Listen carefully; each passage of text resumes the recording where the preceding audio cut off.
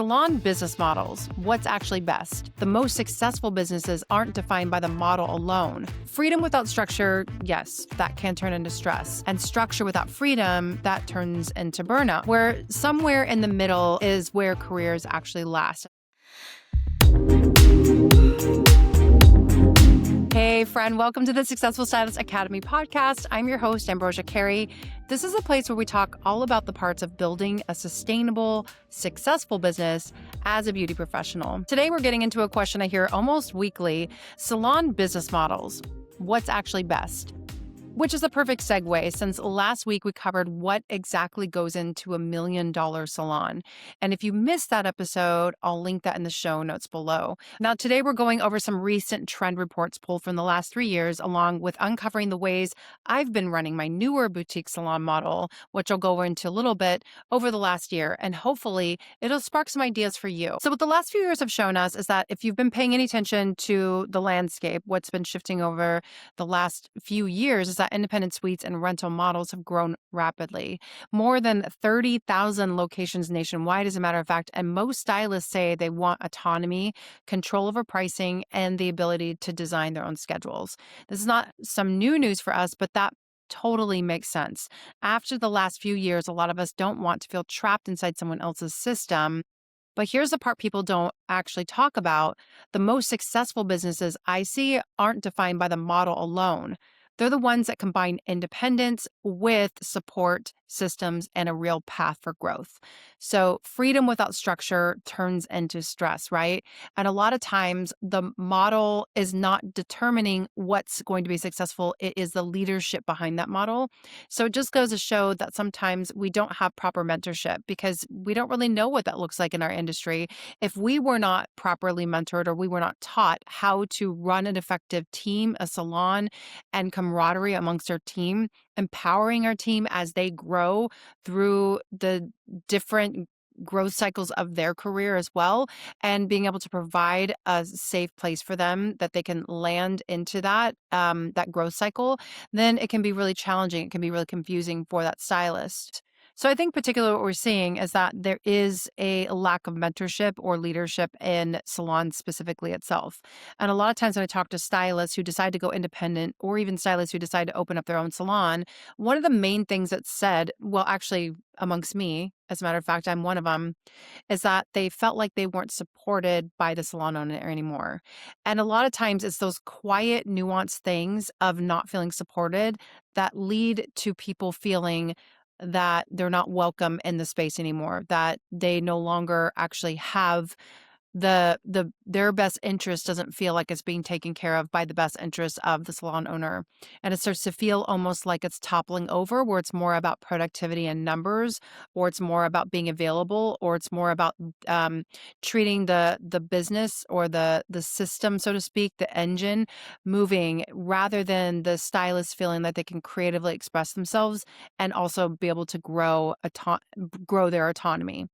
So freedom without structure, yes, that can turn into stress. And structure without freedom, that turns into burnout typically. Where somewhere in the middle is where careers actually last. And that's hopefully what we're going to go more into right now. So what real mentorship should focus on: when I work with stylists, I'm not trying to convince anyone to choose my way. I'm trying to teach how to think clearly about your own way. The mentorship I believe in focuses on 3 things. So number 1 is niche mastery. That's choosing a few areas to focus on, getting really good at them instead of being average at everything, letting confidence build slowly instead of pretending you should have it all figured out by year 2 or 3. And I think it's really important too that understanding that getting really good at a couple things empowers the stylist to actually want to build their business with confidence. Because that's the other thing that most people tell me, is that I just don't feel super confident. And confidence really is all of that means, is that you are lacking competence. And if you don't feel competent in doing an actual technique, it's easy to not feel confident with it. And then it's easy to overthink it, or that's when the spiral starts to begin. So if you feel super competent in 3 or 4 services, that helps you build up the reps and build up the capability and also build up the clientele that gets to nurture you financially. So then you can start adding on a fourth thing or a fifth thing and so on and so forth. And that's actually what builds a sustainable business, by the way. Some businesses I talk to, business models, they want to just offer everything under the sun. And I actually have a really specific example of a salon owner I was talking to. It was a husband and wife team. Husband was running the books and kind of the day-to-day stuff and the operations. He was also running payroll. And the salon, his wife, she was working behind the chair and she was the number one operator. So she was stuck behind the chair. She wanted to get away from behind the chair. But the problem is that because she was a number one operator, she just started to fill in the space with stylists who were available. Unfortunately, in her situation, those stylists needed a mentor, but she didn't have the time to focus on that. So we came up with a small mentorship program that she could have offered where the stylists can get to learn under her and they're still getting paid by the salon. But then they offered some uh, opportunity days, basically. An opportunity day allowed for that stylist to build up their book quietly while they still were under the mentorship of the salon owner. And what was really cool about that is that the salon owner would be next to the stylist who was the mentee, but as she was building up her books, it was something where the salon owner can actually step over and check things out and just give their go ahead or be a part of the consultation or listen in. And it became kind of like a controlled environment in that way, or not controlled, but it became an environment where everyone felt supported, including the clients. The clients were super impressed by listening to the salon owner talk about, her vast knowledge. The stylist felt super reassured in that. And then the client who was seeing the stylist felt like, wow, I'm learning so much about my hair too during this consultation. So it can be a triple win if that's the case. Now, here's where things went wrong. They went with the more the merrier approach.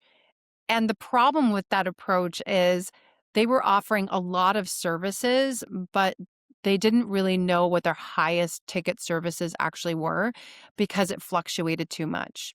And they thought that if they offered lots of services, then it would provide more opportunities for a new client to discover their salon. But the problem is that when a new client discovered the salon, they didn't really know what they specialized in. They were like, well, do you specialize in curly hair? Or so you do nails here too? Oh, you also offer facials, you do waxing. It was just too many things under the sun. The problem is like keeping up with that supply and demand. It can be really tricky. It can confuse the client, and also, you're bleeding profits. Like you are literally hemorrhaging and you're putting your money into the cost of all these other products. Whereas if you actually focus on your highest line items, the ones who are just selling on rinse and repeat, they're the highest requested ticket services. If those become your bread and butter services, and then you can build out from there, like your second, your third, your fourth highest offerings, that is a better way of building sustainability in the business. And then you can slowly offer in other types of services to clients. So that is the way that I like to approach it whenever I'm mentoring a stylist in my space. And also when I'm talking to a salon owner and how they would build up their mentorship portion. So moving on to number 2, the second thing I like to focus on is marketing and building books without chaos. That's more about intentional giveaways, not giving any discounts, and then that slow, sustainable client growth. Learning how to vet clients and structure offers so that you don't end up with a schedule that feels full but feels like it's booked with the wrong clients is such an important thing. So I have a story to share with you about a stylist that I was recently mentoring. She is an independent stylist. She's building her books behind the chair, and she had her online booking offered to new clients to discover her. The problem is that she didn't have enough clarity in her marketing message and in her verbiage. And so because she was offering a lot of different types of services, kind of similar situation to the husband and wife team that I was just telling you about. But when a client would go to book an appointment with her, there wasn't enough clarity around the types of services that the client actually wanted versus what she offered. And so there needed to be more clear verbiage in her booking system and on her website. So that way, when a client went to go visit her for the first time, they had a clear understanding of what was expected. The next issue for her is that she didn't have a system to approach that client once they booked that appointment. So we talked with her specifically about making sure that a client isn't automatically approved, that when they put the request in, she has to actually physically approve that appointment. And that was something she just had to adjust inside Gloss Genius, the booking system that she's using. So, one of the things that we talked about is when that client requests it, have something that you can offer to that client, whether it is a digital consultation or just getting a couple of images and finding out from them, is this something that is more of a retouch? Have you had this service before? Or is this going to be a brand new look for you? So, what that did is it just helped her answer enough of the questions. She didn't need to know all the details, but at least let her know that what the client is booking is what is needed. And in that verbiage, it was kind of going more across the lines of, is this a color that you've done in the last 2 months or has it been longer? If the client came back and said, no, it's been quite a while, then that's when she could say to the client, if you could please send me an image of your current hair. It can be the back of your head if you'd like. Or she could say, you know what, let's go ahead and add on extra time to that service just in case. So that way I have the time that we may need. Typically, with longer grow out, I'm going to need extra time to mix more color. And that does come with an extra cost. So, being upfront about it is so much more important. And I read a lot of stylists, and I'm one of them. I mean, I do hair behind the chair as well. So, I know that a lot of stylists can say, well, I'm afraid that I'm going to push that client away. Nothing pushes a client away more than not being transparent. You can totally upcharge a client and they can pay for it and quietly think to themselves, I don't know if the value was worth it to me. And that would be far worse not having them come back to you because of that after disappointing them than it would be to be transparent in the beginning and be upfront about it. Nothing sets you up for uh, a more anxiety ridden appointment than a client that comes in. And if you're listening to this as a service provider, you probably already know these things. I'm like over explaining myself at this point. But if a client comes in for the first time and they've never seen you before, and you're like, oh my gosh, this client has 3 inches of grow out. I don't have time for this. Like, I think we've all been there. And if we haven't all been there, then you're a unicorn. I want to meet you because that is like one of the biggest pain points with a brand new client, right? At least these days, we have the option with technology that we can do it. So utilize your technology, use your words, and be upfront when it comes to these kinds of things. So that way you do feel like you're setting yourself up for success. We're going to move on to number 3, which is all about operational confidence. Remember, I was talking about confidence before. It's understanding how product and overhead can affect profit. This is something as a commission stylist that's not as important for you, but I think it's really important for everyone to understand it because what if someday you did want to become independent or own a salon? It's really important that no matter how your business is set up, this is something that is good to learn. It can feel intimidating at first, but once you start tracking things, you can just pick one number per day or one number per week that you can focus on. And then you can start focusing on another number. So just getting familiar with how things are operating in your own business, understanding how overhead works, understanding how product gets to, how product is utilized, understanding what your final profit is at the end of all of it. That is just you empowering yourself. And that's also the thing that builds confidence. So, for instance, one of the things that we're doing differently is a shared color bar, which allows us to save on the cost collectively. So then we get to rotate responsibly or we get to order so that a person isn't drowning. And that is teaching stylists how to think like owners, even if they never plan to own a salon, for instance. But having a shared back bar just helps us divide our time effectively. It helps us also divide our cost effectively.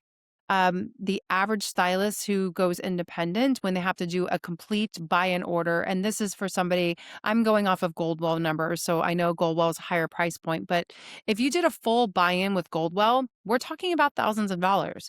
And so if a stylist isn't ready for that, they can be sticker shocked really quickly.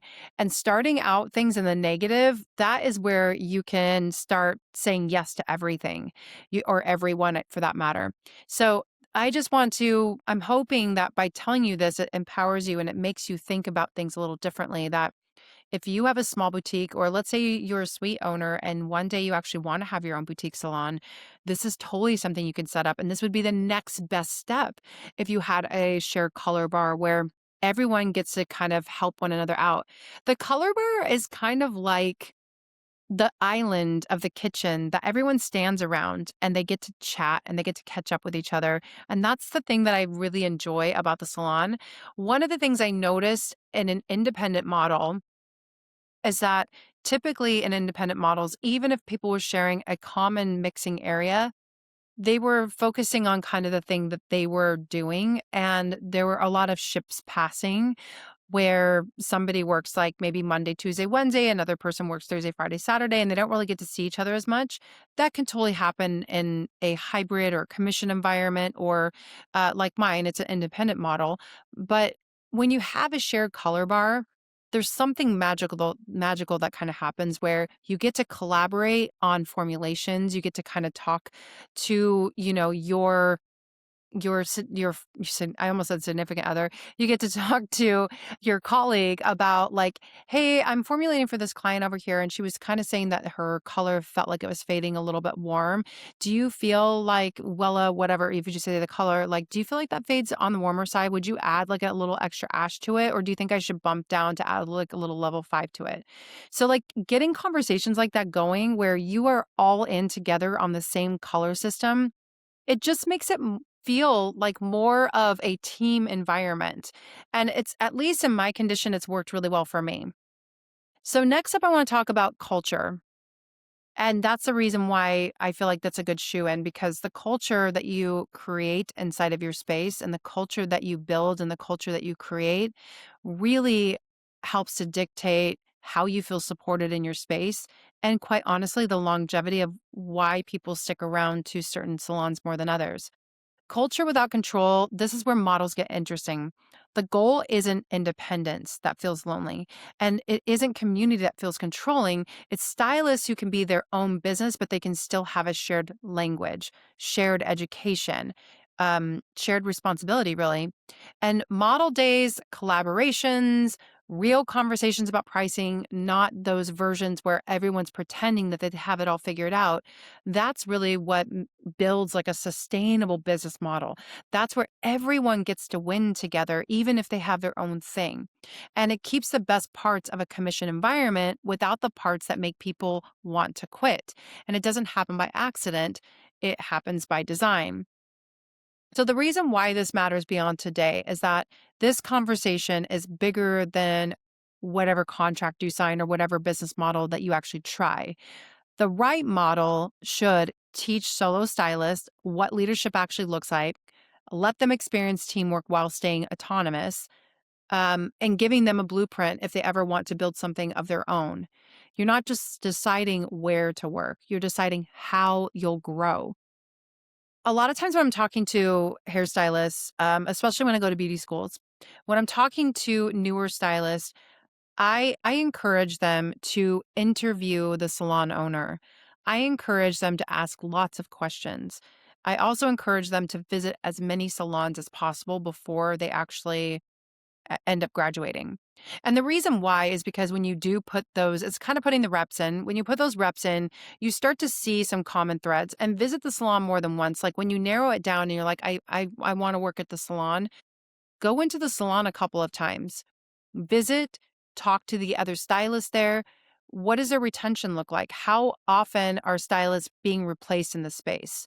How long has the salon been around? The salon owner, how long has the salon owner been an owner? Those all matter. It's important to know these things. If the salon owner is brand new and it's a brand new space, then know that it's going to be a slightly higher risk because you don't know how sustainable that business model might be. But it's also kind of cool because with boots on the ground, you get to be kind of like the person that helps shape the culture too. If that salon owner has not gained enough leadership skills, however, that could come across as being bossy or controlling or micromanaging. And that's where some of the complaints come in.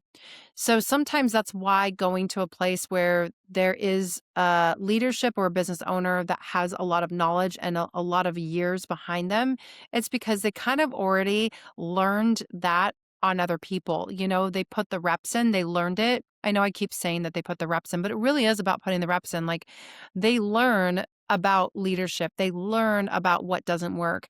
That way they can actually have a, bigger, bolder future for their salon space and a sustainable model. The longer a salon's been around, the more it just shows that they are a flagship in their environment. They have business acumen. They have clientele that comes to them on a regular basis. There's a trust factor there. And that's all very important stuff when you're looking at a salon. Don't just look at the aesthetics of it. Look at the culture and the team and the environment and how much people were lifting each other up and what it actually feels like. And the reason why I say go a couple of times is because maybe the first time you're kind of in the honeymoon phase and you're really enamored by it. Maybe the second time you go, you realize that there's a little bit of cattiness going on or someone's arguing or there's weird tension. Pick up on those things, pay attention to that because that's your future being stamped out for you.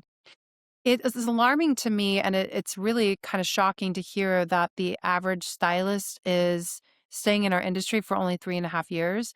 I realize that averages is pretty wide and it's pretty vast, and it's a constant moving target, and it's hard to chase it because this isn't taking into account for stylists that decide to go on their own and maybe legally they aren't practicing in a salon, or maybe they have a salon or a home salon that they set up. So it might not be factored out all the way, but 3.5 years, regardless of what the stats are showing us, that's telling me that we don't have enough mentorship in this industry. We don't have enough people that are setting others up for success. It makes me think of that story about, I'm going to butcher this, man. The story of like teaching somebody how to fish. Like you can catch a fish for someone or you can teach them how to fish. I don't know. Anyway, teaching somebody how to fish is empowering them and it's letting them build a business that is stay sustainable for them. And if you're somebody who made an impact in their life, they'll never forget it. They'll never forget you. And that there's no greater feeling than that at all. So, getting off my tangent now, going back into it, you're not just deciding where to work, you're deciding how you'll grow. And the data backs up what many of us feel. Stylists who have structured mentorship are far more likely to stay in the industry. And most professionals say they would stay longer with a business that invests in their growth. Support isn't a luxury, it's retention, it's confidence, it's longevity, right? And the next thing that I want to go into is more about the questions that I really want you to ask yourself before you move into the next part of your own business. When someone asks like commission or rental, suite or salon, I also like to visit this question with a salon owner that I mentor, like what kind of life do you want your business to support? It's not just about the business. It's not about income. It's not about money. It's about what you want your life to look like and what you want your life to be and which model actually makes that possible. That's really what I want you to think of because when I think of sustainability, it's more about a business model that gets to run and operate without you doing all the parts. It's something that lasts and stands the test of time, that as things change, you can also change with it, but you also feel taken care of. So that way you're not hitting burnout every few months. And I really want to get you away from what might look impressive because I just know too many people that ran after things that looked impressive and silently suffered and they just didn't have they were not financially free. They were in credit card debt, they were quietly struggling, and they were on the verge of being bankrupt or not being able to buy a house or not being able to do things in their future, and they felt stuck. That's not a good feeling. And I know that hairstylists work really hard. I know how hard our industry is. I think that sometimes there's a picture that's painted that it doesn't have to be so hard. And although I'm not I'm not a big advocate of saying like, yeah, you got to work your ass off and like it is really hard. There are hard parts about it, just like anything else. Like not everything is always easy, including being in the industry. Talking to clients, dealing with communication. There's a lot of different parts to our business that is not even about the technical side of it. And we put so much emphasis and so much stress on the technical aspect. And I realize that technically, as you get better, you can build confidence. The more competent you feel when you are communicating with a client, when you're rebooking a client, when you're actually guiding and educating your client, and you're able to move through a service and not focus so much on the technical aspect but really digging into the person and who they are and how they feed you and how it's a better relationship in general, that is the sweet spot. That's the part where you are doing hair on a client that you really enjoy doing and you don't even have to think about the hair anymore and you can't believe you're getting paid for it. So I don't want you to think about what everyone else is doing. Like, it's really easy to focus on that. And you see someone, you're like, oh, they seem like they're doing really well. But I don't want you to fall for that. I don't want you to think about, okay, someone else is doing this, therefore I should do it. Like, there are too many variables to think about. Like, discovering what works best for you is not only super gratifying, but it also is something that can set you up for better success rather than just like throwing the whole thing out the window. I want to recognize that not what you're doing today is going to be the same as what you're doing tomorrow. Not what you fell in love with at 22 is going to be the same thing of what you're falling in love with in your 30s or your 40s. What fits the version of who you are now and the version that you're trying to become? Those are the questions that I really want you to get deeper with. The last part of this is the way I've been investing as both a business owner and an operator. Before I go further, I do want to state that I am not a financial advisor, and in no way is this financial advice. I just built this plan that has been able to quietly build my wealth, and this is what I want for you. And it worked for me, and I hope it works for you too. And if anything, starting the conversation or keeping the conversation going is important enough that I think is hopefully one of the light bulb moments that you say to yourself, you know what, this is the year. I'm going to do it. I'm going to open a Roth IRA or I'm going to just start investing in a high yield savings account, something like that. As a commission stylist, I had a simple IRA. A simple IRA allowed us to set up the way each stylist could contribute a portion of their paycheck into the retirement. And then the salon would match up to 3% of their income, which is essentially free money. It's money that they didn't have to earn. And today, I have it set up pretty similarly, actually. Today, I have it set up as where I am keeping 3 months of the salon expenses into one account. Any overflow goes into a high yield savings account. I use Marcus. That one's by Goldman Sachs. So Goldman Sachs has something called Marcus. I set it up with my bank account where I can have an automatic draw go into that high yield savings account. um, Now, interest can vary. Interest changes all the time. When I first joined Marcus, it was 4%. Now it's 3.65%. But regardless, it's a much higher percentage than what you're going to be getting in your checking or savings account. I can promise you that. What's nice about it is it's liquid. So having this high yield savings account, I don't want to go too deep into it and I don't want to talk too much about it just because again, I'm not a financial advisor and I do get a little squirrely when it comes to this. But if you're even curious or interested about it, I will link that somewhere in the show notes as well. That way you can just click on it and you could read into it more. Like you can learn about it if anything and find out why I joined into it.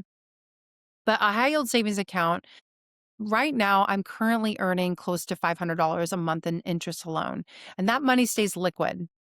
I want to keep that money for liquid because I need it for later for taxes or emergency. I also set myself up as an employee for my own business. And if you have an LLC, you can also set it up this way. The benefit of making yourself an employee is having the ability to defer your taxes by sheltering some of your income into a retirement investment account, which allows you to contribute as an employee of your own business.